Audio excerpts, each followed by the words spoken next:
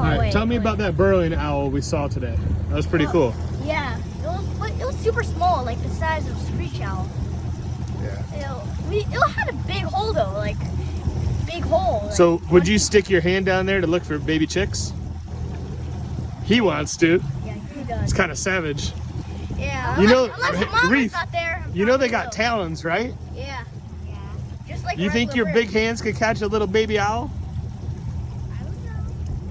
Probably just grab the egg and run away. You gonna make an owl omelet? Nah. You're bad. Bad. What was the name of those? What was the other name of those birds we found out? The burrowing owl. Well, the cowboys usually in the early times usually called them shokos. And- Cowboys called them shoko. Yeah. No, they call them the nod bird or something. No, it was a shoko. Okay, shoko. No, but they usually hunt during the night, even though they stay up during the day, mostly.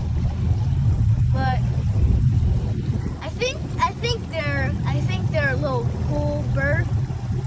Overall, stop it. What are you doing? Do you know anything about burrowing owls, Mr. Reef? Nothing? All I know is that they're quick. They are quick.